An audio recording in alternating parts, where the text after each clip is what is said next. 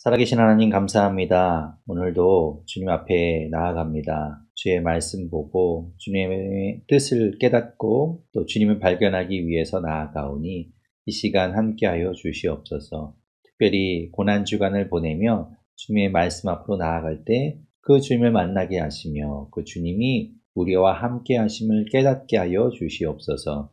모든 것 하나님께 맡깁니다. 주님 온전히 주장하여 주시옵소서. 예수님 이름으로 기도드립니다. 아멘.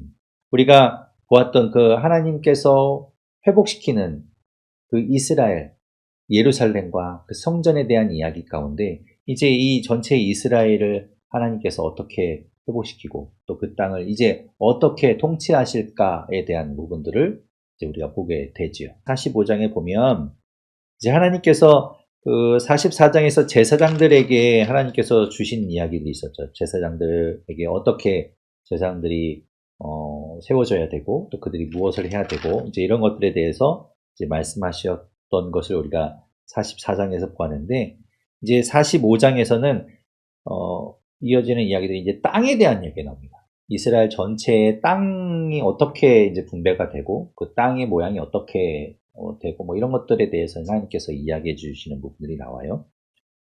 45장을 보면 1절에 이렇게 말씀하시죠. 너희는 제비 뽑아 땅을 나누어 기업으로 삼을 때 그 중에 한 구역, 땅을 12지파가 나누어 가질 때 그 중에 한 부분을 한 구역을 거룩한 땅으로 삼아라. 거룩하게 구별하라는 거예요. 그 중에 한 부분을. 그래서 그 땅을 여호와께 예물로 드려라. 그 이야기는 이제 그들이 12지파가 나누어 갖지 않고 그 정해진 거룩한 땅은 하나님의 것으로 이렇게 딱 정하라는 겁니다. 근데 그 길이가 25,000척이요 너비는 10,000척이라. 그 구역 안 전부가 거룩하다 이렇게 말씀하고 있죠. 2절에 보면 그 거룩한 땅이 있는데 그 중에 성소로 삼을 성소에 속할 땅은 길이가 500척이고 너비가 500척. 정사각형의 땅을 성소로 이제 성전으로 삼으라는 겁니다. 그리고 그 외에 사방 쉰척은 전원이 된다. 그 500척하고 그 밖으로 쉰척은 전원, 이게 밭이 이게 된다는 것이죠. 그렇게 되게 하라라고 말씀하고 있으면서 그 땅들을 이제 나누어서 4절에 보면 성소에서 수종드는 제사장들, 곧 하나님께 가까이 나아가서 수종드는 자들에게 그 땅을 주라는 겁니다.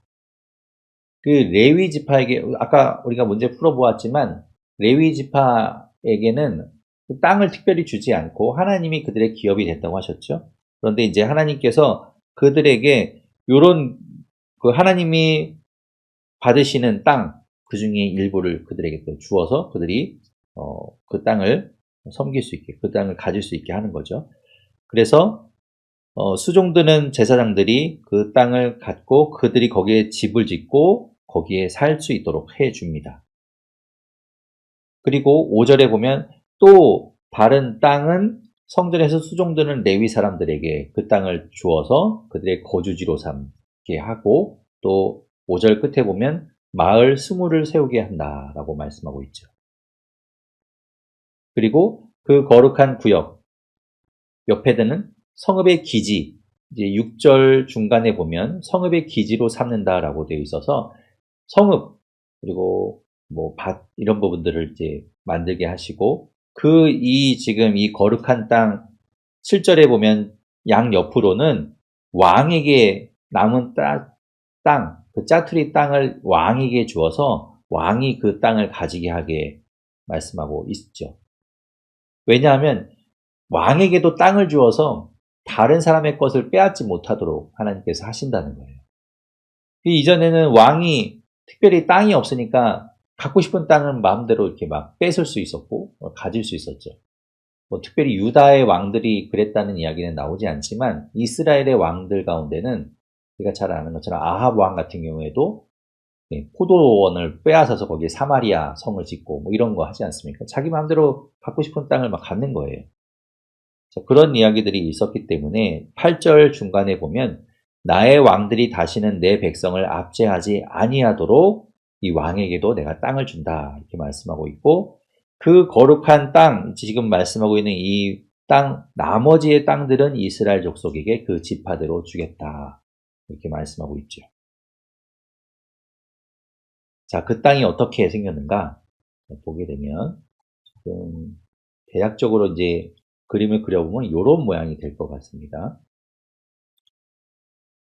자, 이게 이제 25,000척 된 이렇게 이게 이제 거룩한 땅이라는 거예요. 지금 말씀하신 거룩한 땅이 되고요. 그리고 레위인을 위한 땅이 있고 또 사독 계열의 제사장들을 위한 땅이 있고 지금 성전, 성소라고 부르는 성전이 이렇게 있고요.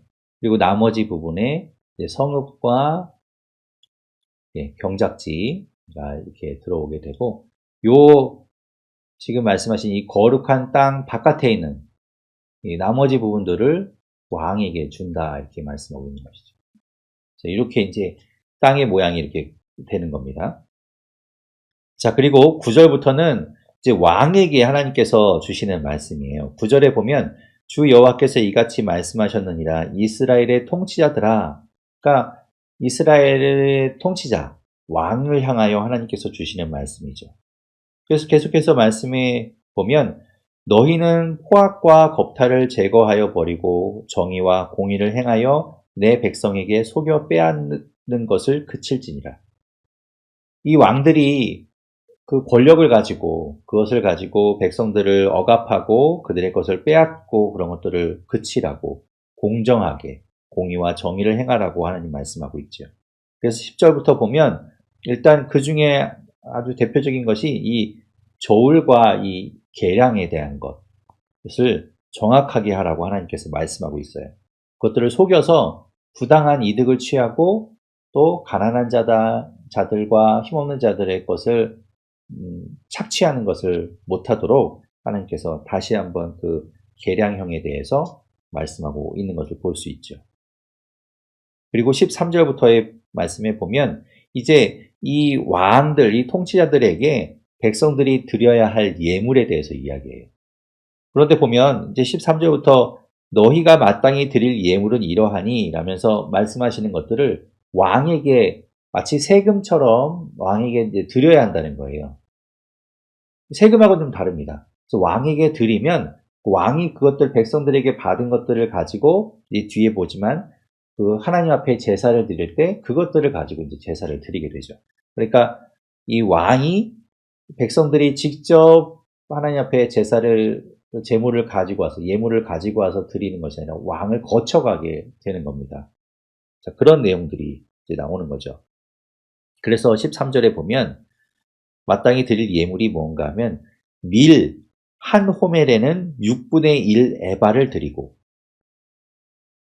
원래 이 한 호멜은 10 에바입니다.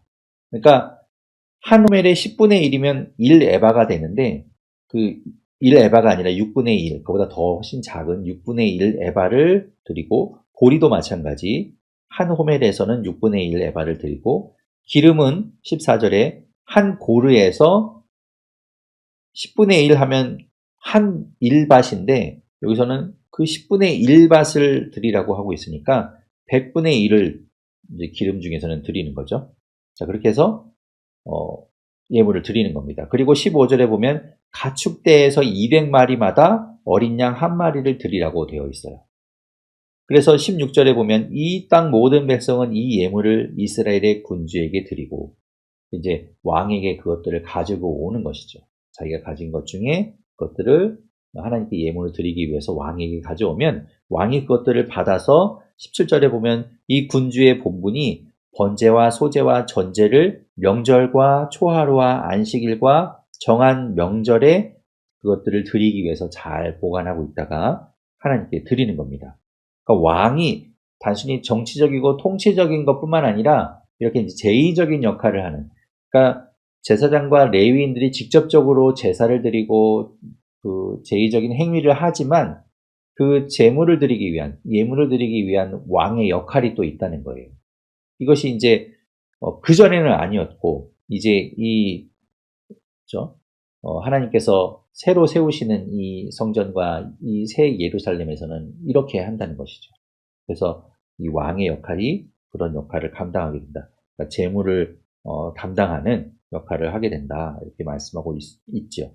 그러면서 18절부터는 각 절기마다 이제 어떻게 이 왕이 제사를 위해서 재물을 드려야 하는지에 대해서 이야기합니다. 18절에 보면 첫째 달 초하루, 그러니까 1월 1일이 되겠죠. 새해가 시작되는, 새로운 해가 시작되는 그 첫째 날에는 흠없는 수송아지 한 마리를 가져다가 성소를 정결하게 하라고 말씀하고 있죠. 그래서 그 수송아지 한 마리를 잡아서 그 피를 가지고 온 이 성전에 발라서 성전을 정결하게 한다. 그리고 20절에 보면 그달 7일, 1월 7일에는 혹시 거기서 빠진 그 속죄하기 위해서 1월 1일에 드렸던 그 수송아지 한 마리의 제사에서 빠졌던 사람들, 모든 과실범과 그리고 또 모르고 범죄한 자들을 위해서 다시 한번 1월 7일에 동일하게 속죄하기 위한 제사를 드리죠. 그리고 21절에 보면 첫째 달 열 나흘날 1월 14일, 이 날이 무슨 날입니까? 원래 6월절입니다. 그래서 6월절에는 21절 뒷부분에 보면 누룩 없는 떡, 누룩 없는 빵을 먹게 되어 있죠. 누룩을 다 미리 누룩을 다 제거하고 누룩 없는 빵을 먹게 되어 있습니다. 그리고 22절에 보면 송아지 한 마리를 가지고 속죄제를 드리라고 말씀하고 있습니다. 그리고 23절에 보면 그로부터 명절이 이제 7일 동안 이어지죠. 그것을 우리는 무교절이라고 부르게 되는데 그 무교절 동안에는 번제를 이제 드립니다. 번제와 속죄제를 매일 그리고 소제를 매일 드리는데 번제를 위해서는 1회 동안 매일 흠없는 수송아지 7마리, 매일 흠없는 수송아지 7마리와 매일 순양 7마리를 드리고 또 속죄제로는 수염소 1마리를 속죄제로 드립니다. 자, 그렇게 이제 7일 동안 그렇게 드리고 또 24절에 보면 거기에 맞춰서 소제를 드리게 되는데 소제는 수송아지 한 마리마다 밀가루 한 에바 그리고 순양 한 마리마다 한 에바 이렇게 밀가루를 제물마다 하나씩 한 에바씩 같이 이제 태워서 드리고 또 거기에 기름 한 흰씩을 더해서 소제로 드리게 되는 것이죠. 자, 그리고 25절에 보면 일곱째 달 15째 날 7월 15일은 초막절입니다. 이 날은부터 7일 동안에도 마찬가지로 명절을 지키면서 번제와 또 속죄제와 또 밀가루와 기름을 드리는 소제를 함께 드리는 것이죠. 그렇게 이제 이렇게 하나님께서 정하신 절기마다 제사를 드리라고 하나님이 정해 놓으셨습니다. 여기서 이제 여러 가지 지금 제물과 이런 것들을 말씀하셨는데 이런 것들은 상당히 좀 하나님께서 디테일하게 아주 정확하고 하나하나마다 이렇게 양을 다 정해 주시면서 하나님께서 그 제사를 어떻게 드려야 하는지에 대해서 이야기하고 계신 것을 우리가 볼 수 있죠. 46장에서도 그 내용이 이어집니다. 하나님께서 이제 말씀하시는 제사에 대해서 우리가 또 계속 이어서 보게 되면 46장 1절에 보면 이렇게 이야기하시죠. 안뜰 동쪽을 향한 문은 일하는 여세 동안에는 닫되 안식일에는 열며 초하루에도 열고 우리 하나님께서 세우시는 성전에 대한 지도를 보면요. 자, 이렇게 되어 있죠. 46장 1절에서 말씀하고 있는 것이 안뜰 동쪽을 향한 문. 여기 안뜰이 여기가니까 안뜰을 향한 동문이 바로 여기죠. 요 문은 닫아두도록 되어 있습니다. 하나님께서 이 문을 통해서 들어오셨기 때문에 이 문은 이제 닫아서 아무나 출입하지 못하도록 하나님께서 정하셨죠. 그래서 여기가 이제 닫혀져 있게 되는데 여세 동안 일주일 내내 이제 여세 동안은 열고 안식일에는 열고 그리고 초하루에도 열도록 되어 있습니다. 그러니까 일주일에 한 번씩 그리고 매달 첫째 날 한 번씩은 요 문을 열도록 되어 있었어요. 그리고 2절에 보면 군주 왕은 이 바깥문 현관 요 앞에 와서 왕이 이 앞에 와서 이 현관을 들어와서 이 앞으로 와서 여기에서 이제 제물을 드려서 제사를 드리게 되고 그 앞에서 이제 예배한 후에 밖으로 나가게 되죠. 그러니까 그 문은 2절 끝에 보면 그 날은 계속 열어져 있고 왕이 여기서 제사를 드리고 간 이후에도 그 날은 계속 열려 있는 것으로 하나님께서 이렇게 말씀하고 있습니다. 3절에 보면 백성들도 안식일과 초하루에 이 문 입구에서 나 여호와 앞에 예배하라. 그러니까 왕이 여기서 예배할 때 백성들도 여기 이렇게 와서 같이 예배에 참여하도록 되어 있었죠. 자, 그렇게 하나님께서 이제 요 동쪽 문에 대해서 어떻게 해야 하는지에 대해서 말씀하신 내용이 나오죠. 자, 그리고 4절에 보면 안식일에, 그렇다면 안식일에 어떻게 하나님 앞에 어떤 제물을 드려야 하는지에 대해서 이야기하고 있습니다. 4절부터 나오죠. 안식일에 번제는 흠없는 어린 양 6마리와 흠없는 순양 1마리 이렇게 드리게 되고요. 그리고 소제로는 5절에 보면 순양 1마리마다 밀가루 1에바, 그리고 어린 양에 대해서는 힘대로 정하지 않고 힘대로 하도록 말씀하고 있죠. 그리고 밀가루 1에바마다는 기름 1흰씩을 섞어서 소제로 드리도록 하나님께서 말씀하고 있습니다. 그리고 6절에 보면 초하루에는 또 어떻게 해야 하는지 말씀하고 있어요. 6절에 초하루에는 흠없는 수송아지 1마리, 이제는 좀 크죠? 수송아지 1마리와 어린 양 6마리와 순양 1마리를 드리도록 되어 있고, 7절에 소제를 같이 드릴 때 수송아지에는 밀가루 1에바와 순양에도 밀가루 1에바와 그리고 어린 양에는 힘대로 더하도록 되어 있고 밀가루 1에바마다 기름 1흰씩을 같이 드리도록 되어 있습니다. 자, 그렇게 안식일과 초하루에 예배하는, 제사하는 것에 대해서 하나님 말씀하고 있죠. 자, 9절에 보면 그 외의 절기, 정한 모든 절기, 그 외의 절기에 대해서는 백성들이 이제 어디로 들어와서 어디로 나가라고 말씀하는가 하면 9절에 이렇게 이야기했어요. 북문으로 들어올 경우, 자, 지도를 다시 보시면, 자, 북문으로 만약에 백성들이 예배를 하기 위해서 이렇게 들어왔다면, 그 다음 어디로 나가야 되냐면, 남문으로 나가야 됩니다. 그쵸? 북문으로 들어와서 경배하는 자는 남문으로 나가고, 남문으로 들어오는 자는 북문으로 나가라. 그래서 이쪽에서 들어온 사람은 다시 이렇게 나가는 것이 아니라, 이렇게 들어온 사람은 뭐, 이렇게 거쳐서 가든지 해서 북문으로 나가도록 하나님 말씀하고 있죠. 들어온 문으로 도로 나가지 말아라. 이렇게 말씀하고 있습니다. 그리고 10절에 보면 이때는 다른 하나님께서 정하신 지금까지 이야기한 절기가 아닌 다른 절기에는 왕도 무리 가운데서 그들처럼 북문으로 들어왔으면 남문으로 나가고 남문으로 들어왔으면 북문으로 나가고 이렇게 하라고 말씀하고 있죠. 백성들과 똑같이 이렇게 하는 겁니다.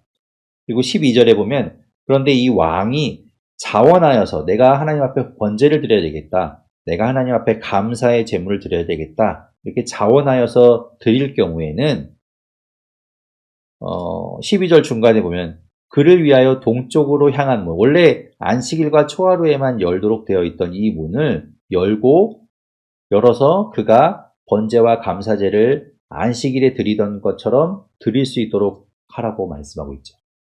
왕이 자원해서 번제와 감사제를 드릴 때는 안식일에 또 초하루에 드리던 것과 동일하게 하나님께서 동쪽 문을 열어서 제사할 수 있도록 허용해 주신 겁니다. 자, 그리고 이제 13절부터 15절에 보면 매일매일 드려야 되는 제사가 있어요. 매일매일 드려야 되는 제사 가운데 원래는 아침 저녁으로 하나님께서 이제 이전에 말씀하셨는데 여기에서는 이제 저녁 제사는 빠져 있고 아침 제사만 있죠. 아침마다는 13절에 1년 되고 흠없는 어린 양 1마리를 번제로 드려야 되고 또 14절에 보면 번제와 함께 소제로 밀가루 6분의 1 에바와 기름 3분의 1 흰을 섞어서 드리도록 되어 있습니다. 그걸 매일매일 반복하는 거예요. 15절에 말씀하죠. 이같이 아침마다 이렇게 어린 양과 밀가루와 기름을 준비하여 항상 드리는 번제물로 삼아라 말씀하고 있어요. 그러니까 하나님 앞에 항상 예배하는 거예요. 항상. 매일매일 끊이지 않고. 그것이 하나님께서 말씀하신 것이죠. 자, 아까 우리가 보았던 45장에서 이 왕에게 주는 땅이 있었어요.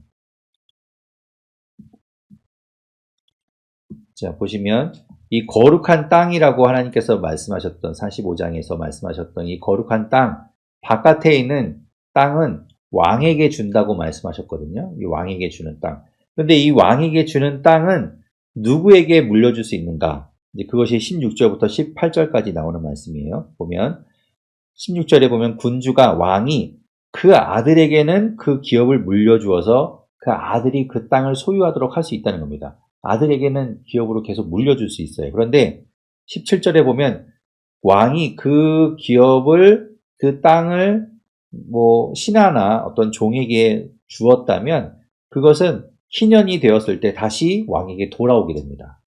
그러니까 희년 제도가 있어서 50년마다 한 번씩 돌아오는 그 희년에 모든 것을 다시 되돌리잖아요. 그런데 이 왕의 재산도 또한 그렇다는 거예요. 왕이 신하에게 만약에 기분 좋아서 이렇게 땅을 좀 하사했으면 그것이 희년이 되면 다시 왕에게로 귀속된다.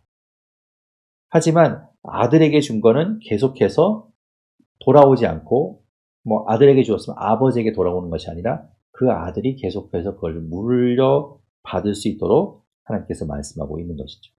그리고 18절에 보면 다른 사람의 것을 빼앗아서 줄 수는 없어요. 지금 이야기하신 하나님께서 말씀하신 요 땅만, 왕에게 주어진 요 땅만을 아들에게 물려줄 수 있다. 이렇게 말씀하고 있습니다. 자, 그리고 이제 19절부터 보면 이 하나님께서 말씀하신 이 성전에서 보면 이 42장 13절에서도 보면 지도를 보면서 말씀드릴게요. 요 북쪽 문, 요 안뜰에서 북문 바깥으로 나가는 이 북문, 북쪽 문 옆에는 제사장의 방이 있어서 노래하는 자의 방과 번제물 씻는 방이 있다라고 했습니다. 그런데 지금 이 46장 19절에도 보면 북쪽을 향한 제사장의 거룩한 방에 들어가 봤더니 그 방 뒤 서쪽에 한 처소가 있더라. 이 방 뒤쪽에 보면 이쪽에 하나의 또 방이 있었다는 겁니다. 그런데 그 방은 무슨 방인가 하면 20절에 보면 제사장이 속건제와 속죄제의 희생제물을 삶고 소제 제물을 굽게 되는 처소가 여기에 있었다는 것이죠. 말하자면 이제 보게 되는 부엌, 제사장이 사용하는 부엌이 여기 있었다는 거예요. 그래서 거기에서 이 제물을 삶기도 하고 또 소재로 드리기 위해서 그것을 또 부어야 되고 이런 것들을 하는 부엌이 있었다는 것이죠. 그리고 21절에 보면 이 에스겔을 데리고 바깥들로 나가는 거죠. 이 바깥들로 나가서 보니까 이 바깥들 네 구석에 처소가 하나씩 있었습니다. 이렇게 이제 처소가 있고요. 그 처소에 가보니까 집 형태로 되어 있는데 여기에 각각 부엌이 있었다라고 되어 있어요. 그리고 24절에 보면 그 부엌을 가리켜서 삶는 부엌이다 이렇게 말씀하고 있으면서 이 삶는 부엌은 어떤 역할을 하는가 하면 성전에서 수종드는 자가 백성의 재물을 여기에서 삶도록 하나님께서 이렇게 부엌을 정해 두셨다는 것을 우리가 볼 수 있죠. 그러니까 성전에서 여기 이제 번제단에서 그 재물을 하나님께 이제 태워서 각을 뜨고 또 여러 가지 재물을 하나님께 드리기 위한 것 이렇게 버려놓은 다음에 거기서 하나님께 이제 그 태워서 하나님께 이제 드리게 되는데 그리고 남은 고기들 같은 경우 있죠. 번제의 경우에는 다 태워드리지만 그 외의 제사에서는 하나님께 드리고 남은 부분들이 있습니다. 그런 것들을 이렇게 이제 하나님께서 정해놓으신 부엌에서 이런 것들을 삶고 했다는 것을 우리가 알 수 있죠. 47장에 보면 아주 우리가 복음적이 있는 그런 그 성전의 말씀이 나오죠. 1절에 보면 그가 나를 데리고 성전 문에 이르시니 성전 앞면이 동쪽을 향해 있죠. 우리가 그 성전의 모든 문 가운데 네, 그림을 보면요. 자, 성전, 여기가 성전이죠. 성전인데, 성전의 이 문은 동쪽을 향해서 있습니다. 그죠? 그리고 지금 여기도 동문이 있고, 또 여기도 동문이 있는데, 이렇게 이제 동쪽을 향해서, 요 문들은 하나님께서 지나가셨기 때문에 이제 평소에 닫아둔다고 했죠. 자, 이렇게 이제 에스겔이 요 앞에 하나님께 이끌려서 와서 보니까 성전에서 지금 1절 중간에 보면 성전의 그 문지방의 밑에서 물이 나오는 겁니다. 이 물이 뭐 콸콸콸콸 이렇게 막 나오는, 우리 수돗물 틀면 막 물 쫙 나오는 이런 게 아니라 물이 거기서 막 스며 나오는 거예요. 스며 나오는 거예요. 거기서 물이 스며 나와서 성전으로 이렇게 쭉 오른쪽으로 흐르다가, 지금 이렇게 오른쪽으로 흐르다가 번제단, 이 재단을 타고 남쪽으로 이렇게 흘러가면서 이렇게 이 성전을 바깥으로 나가고 있는 건 물이. 그렇게 계속 이제 잘 이렇게 스며 나가고 있는 것이죠. 3절에 보면, 그래서 이 하나님의 이 사자가 손에 줄을 잡고 이제 그걸 재게 되는데, 2절에 이렇게 말하죠. 그가 또 나를 데리고 북문으로 나가죠. 이렇게 북문으로 나가서 돌아서 요 동문 앞으로 갑니다. 동쪽으로 향한 바깥문에 이르러서 보니까 여기서 성전에서 흘러나와서 지나가는 이 물이 요 동문으로도 이렇게 스며 나오는 것이 보이는 거예요. 예, 그래서 이제 이렇게 계속해서 이렇게 이 동쪽을 향해서 물이 쭉 스며 나가는 것이 보입니다. 그래서 3절에 보면 이제 이 하나님의 사자가 손에 그 측량하는 줄을 잡고 동쪽으로 나아가면서 천척을 재서 가서 재보니까, 깊이를 쟀더니 3절 끝에 나오죠. 발목 깊이에 오게 됩니다. 예, 그래서 에스겔 보고 건너봐라 했더니 발목 정도에 차는 거죠. 그리고 4절에서는 또 거기에서부터 천척을 가서 다시 그 물에 에스겔 보고 들어가라고 하니까 들어가서 봤더니 무릎 정도 높이에 오게 되는 겁니다. 그리고 다시 거기서부터 천척을 가서 에스겔을 보고 물에 들어가 봐라, 건너봐라 했더니 물이 허리까지 오고, 또 거기에서 천척을 가서 다시 재보니까 이번에는 내가 건너지 못할 정도로 물이 가득 찬 그런 강이 되었다라고 말씀하고 있죠.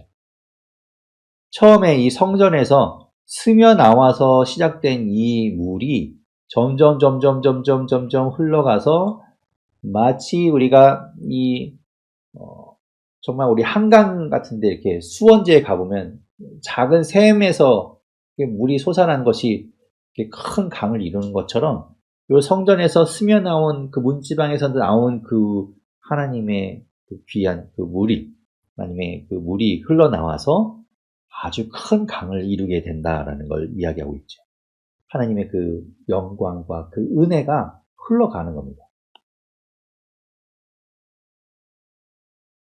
자, 그래서 이제 그것이 큰 강을 이루어 가는데 7절에 이렇게 이야기해요. 내가 돌아보니 그 큰 강을 이루어가는 그 강 좌우편에 나무가 심이 많더라. 그 나무에 뿌리를 둔, 좌우로 그 강가에 그 강에 뿌리를 둔 나무들이 심이 많이 있고, 우리가 시편에서 본 것처럼 시냇가에 심기운 나무들처럼 그 강으로부터 그 은혜의 강물을 흡수하면서 아주 많은 열매를 맺게 되는 것이죠.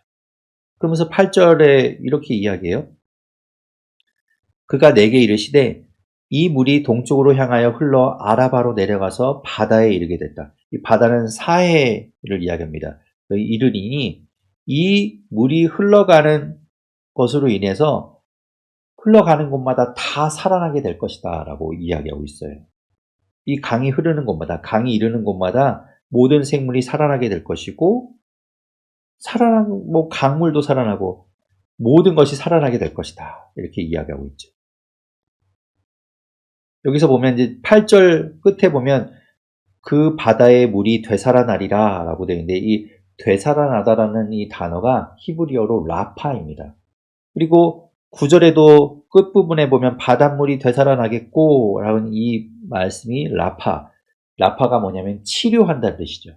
그러니까 여호와 라파 그러면 치료하시는 하나님, 이렇게 이야기하지 않습니까? 그것이 그 강이 흘러가며 되살리고 치료하고 다시 소생케 한다는 거예요. 그런 이야기들을 하고 계시면서 그런 것들을 이제 에스겔이 보면서 12절에 보면 강 좌우 가에는 각종 먹을 과실나무가 자라서 그 잎이 시들지 아니하며 열매가 끊이지 아니하고 매 달마다 새 열매를 맺으리니 그 물이 성소를 통하여 나옴이라. 그러니까 하나님의 은혜의 강물이 흘러가면서 그 옆에 있는 나무들을 다 살리고 그 지역을 살리고 땅을 살리고 물을 살리고 바다를 살리고 그 하나님의 강물에 뿌리를 둔 그 나무들이 각종 열매를 맺고 그런 모습들을 보게 되는 것이죠. 우리가 이 모습은 이제 어디에서 보는가 하면요.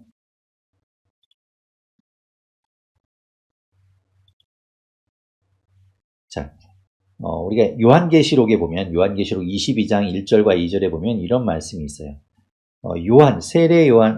사도 요한이 보게 되는 그 환상 가운데 이런 환상을 보게 되죠. 1절에 그 요한계시록 21장 1절에 보면 또 그가 수정같이 맑은 생명수의 강을 내게 보이니 하나님과 및 어린 양의 보좌로부터 나와서 지금 이 에스겔이 본 것처럼 성전에 하나님께서 계신 그 성전에서부터 그 강물이 시작되어서 흘러나온 것처럼 이 요한이 본 것도 하나님 계신 그 보좌로부터 생명수의 강이 흘러나오게 된다라고 이야기하죠.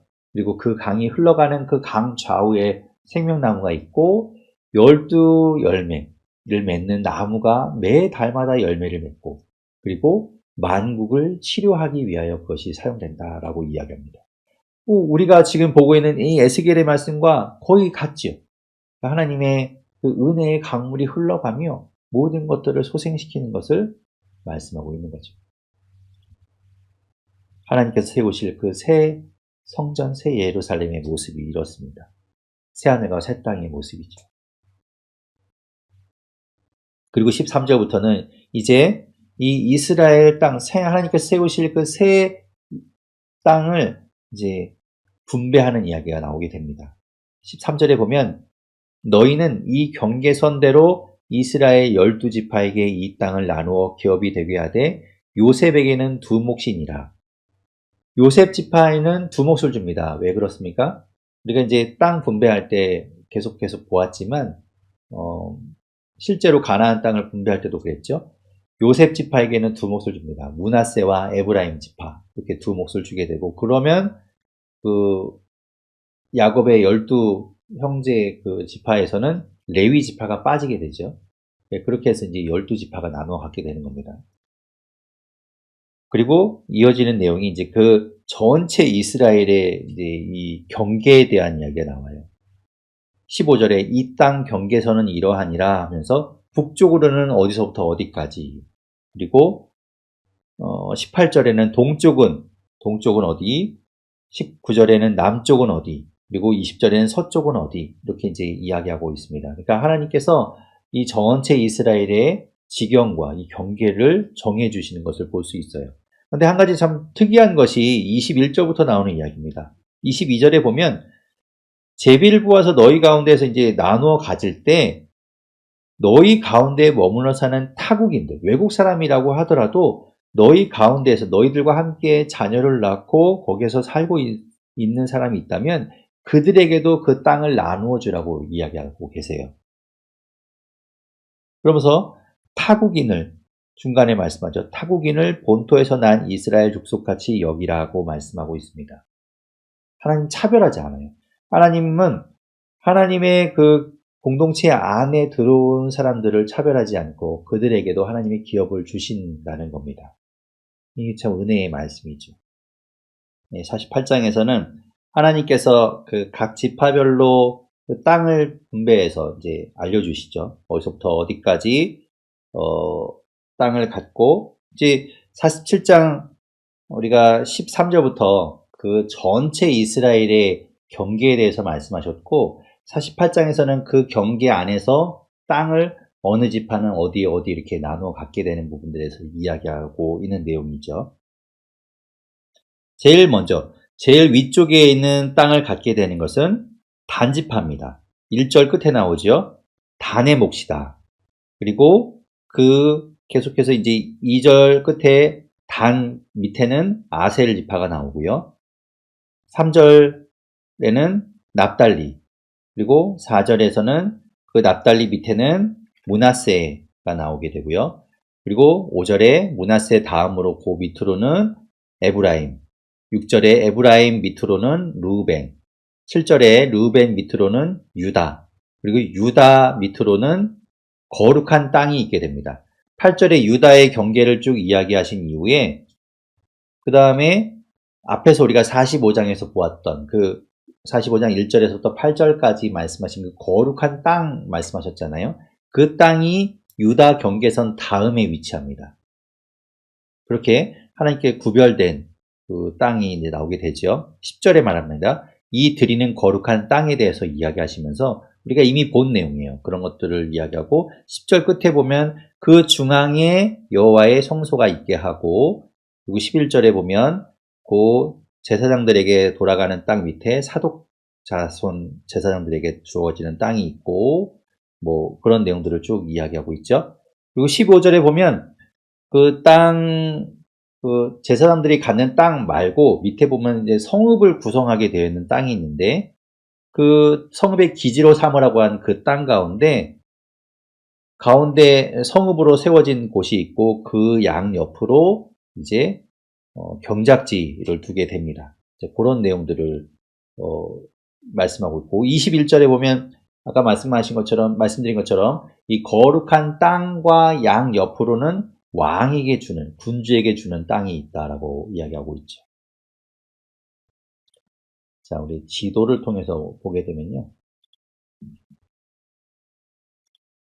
자, 이런 내용입니다. 지금 전체 이 이스라엘 땅이 이렇게 있어요. 네, 이렇게 이제 이스라엘 땅이 이렇게 있게 되죠. 자, 서쪽으로는 지중해가 있고요. 동쪽으로는 원래 여기는 동쪽에도 땅이 있었습니다. 이제 여기서는 이 요단강 동쪽은 이스라엘의 땅이 아니에요, 여기는. 그리고 이제 요 동쪽 말고 서쪽만, 가나안 땅만 하나님의 땅으로 이제 하나님께서 정해 주시는데, 지금까지 본 것이 이제 단지파가 맨 위에 땅을 갖고, 그 다음 아셀, 납달리, 므낫세, 에브라임, 르우벤, 그리고 유다. 그리고 요 밑에가 이제 아까 우리가 얘기한 거룩한 땅으로 이렇게 말씀하고 있던 그 땅이 위치하게 되고, 그 땅 양옆으로 이제 왕의 땅이 있게 되죠. 자, 그런 내용들을 이야기하고 있어요. 그런데 보시면 지금 요 지도가 딱 이렇다는 것은 아니지만, 하나님께서 이야기하실 때 그 땅을 어디서부터 어디까지 이렇게 구불구불 이렇게 정해 주신 것이 아니라 그냥 동에서부터 서쪽으로 쫙 이렇게 말씀하고 있거든요. 거의 그러니까 직선에 가깝게 그냥 이상적인 하나님의 어떤 땅의 계획을 이야기하고 계신 걸 볼 수 있어요. 그러니까 순서만 이야기하고 있는 것이죠. 자, 그 순서를 따라서 지금 이 지도에 이제 표시해 본 겁니다. 자, 계속해서 23절에 보면 이 거룩한 땅 밑으로 베냐민 땅이 있고요. 그리고 시므온, 그리고 이사갈, 그리고 26절에 보면 이사갈 다음으로 스불론이 있고요. 그리고 27절에 보면 스불론 다음으로는 갓 지파가 있게 됩니다. 이렇게 해서 하나님께서 정하신 이 땅의 각각에 대해서 이제 분배하는 이야기가 48장에 나오게 되는 것이죠. 자, 그리고 이제 마지막 30절부터는 하나님께서 이 예루살렘, 하나님의 새 성읍, 하나님께서 세우신 새 성읍에 대한 이야기를 하고 있는데, 그 성읍에 대한 오늘 말씀이 나옵니다. 보시게 되면 30절에 보면 그 하나님께서 세우신 그 성읍의 출입구는 이러하니라 그러면서 북쪽에는 너비가 4,500척이고 각이 다 4,500척으로 정사각형인데, 31절에 보면 중간에 북쪽으로 문이 셋 있는데 각 지파별로 이렇게 문이 있는 거예요. 보시면 그림으로 나타내 보면요. 자, 이렇게 되어 있죠. 북쪽에 뭐 어떤 지파가 있습니까? 루벤, 유다, 레위 지파의 문이 있고요. 그리고 32절에 보면 동쪽에도 문이 3개가 있는데 요셉, 베냐민, 단 지파의 문이 있고 남쪽에 33절에 남쪽에도 문이 있는데 시므온, 이사갈, 스불론 문이 있고 서쪽에도 문이 있는데 갓 지파 그리고 아셀 지파, 납달리 지파의 문이 이렇게 있게 되죠. 이렇게 이게 뭐냐면 성전이 아니라 성읍입니다. 예루살렘, 새 예루살렘의 그 성읍에 들어가는 문이 이렇게 12개가 있다는 것이죠. 이렇게 각 면마다 3개씩 문이 있다. 그리고 이 성읍을 뭐라고 부릅니까? 35절 끝에 보면 여호와 삼마라고 이제 부른다라고 말씀하고 있어요. 여호와 삼마. 여호와 삼마가 무슨 뜻인가 하면 여호와께서 거기에 계신다 이런 뜻입니다. 하나님이 이제 이곳에 머무신다는 것이죠. 하나님은 원래 성전에 계시잖아요. 근데 성전에만 계신 것이 아니라 하나님이 이 성읍, 하나님의 성읍 안에 계신다는 겁니다. 하나님이 계시는 곳. 하나님이 세우신 그 새 예루살렘. 그것을 이야기하고 있죠. 새 하늘과 새 땅의 모습이 됩니다. 그것을 하나님께서 에스겔에게 보여주고 이 에스겔 말씀이 끝나게 됩니다. 네, 우리 이렇게 해서 에스겔 말씀을 다 보았습니다. 우리 12주에 걸쳐서 장장 12주에 걸친 에스겔 말씀을 보았는데 에스겔은 우리가 보았듯이 바벨론에 의해서 이 남유다가 멸망할 때 2차 포로기 때 여호야킨 왕과 함께 잡혀갔던 바벨론에 끌려갔던 제사장이며 선지자지요. 근데 그를 통해서 이제 이 고국 땅이 멸망한다는 이야기 그리고 또 그들을 향한 하나님의 말씀을 전파하면서도 그 멸망을 봐야 했고 그것을 경험해야 했고 하지만 그 가운데서도 포기하지 않고 하나님께서 그들을 다시 돌이키시고 그들을 다시 회복시키실 것을 말씀하시는 것들을 그 소망을 가지고 살아갔던 선지자지요. 그리고 오늘 우리가 본 것처럼 또 이전에 우리가 계속해서 보아온 것처럼 하나님께서는 이제 새로운 이스라엘, 새로운 예루살렘을 세우신다, 새로운 성전을 세우신다라고 말씀하시면서 에스겔 선지자에게 그 새로운 하나님의 예루살렘을 보여주십니다. 그것이 소망이 되겠죠. 그 땅에서 살아가면서 그 소망을 붙들고 힘들지만 고통스럽지만 또 상실감에 빠질 수 있지만 그 소망을 가지고 살아갔을 겁니다. 하나님께서 회복시키실 그 날을 기억하면서 말이죠. 우리도 뭐 지금 비록 여러 가지 상황이 어렵고 힘들죠. 또 그렇지만 하나님께서 우리에게 주신 그 소망이 있고 하나님이 우리의 기업이 되시기에 우리도 그 하나님을 바라보며 나아갈 수 있기를 바랍니다. 여호와 삼마 하나님이 거기에 계시다. 바로 우리의 삶이 우리가 바로 그 여호와 삼마의 삶을 살게 되기를 바랍니다. 하나님께서 우리 가운데 거하시고 우리를 인도하시는 그러한 삶을 말이죠. 하나님 감사합니다. 이렇게 긴 시간 동안 하나님 말씀 에스겔서의 말씀을 보았습니다. 하나님께서는 멸망만을 주시는 것이 아니라 심판만을 주시는 것이 아니라 하나님 우리가 언제든 돌이키면 언제든 하나님께로 나아가면 우리를 붙드시고 다시 회복시키시는 그 하나님인 것을 보았습니다. 하나님께서 세우실 그 새 예루살렘, 그 새 성전을 기대하며 우리가 그런 마음으로 하나님을 바라보며 이 땅을 살아갈 수 있게 도와주시고 지금은 비록 힘들지만 지금 비록 고통스럽고 소망이 없는 것 같은 내 삶을 돌아보지만 하나님을 바라보며 우리가 희망을 갖고 소망을 갖고 그렇게 살아가도록 역사하여 주시옵소서. 하나님을 믿는 나의 삶이 하나님을 붙들며 살아가는 나의 이 삶이 지금 이곳에서의 삶이 여호와 삼마의 삶이 되게 하여 주시옵소서. 하나님 고난주간 또 계속해서 주님을 묵상하며 또 주님과 더욱 더 깊이 우리가 교제하기를 원하고 또 부활의 주님을 기쁨으로 맞게 하여 주시옵소서. 모든 것 감사드리며 예수님 이름으로 기도드립니다. 아멘.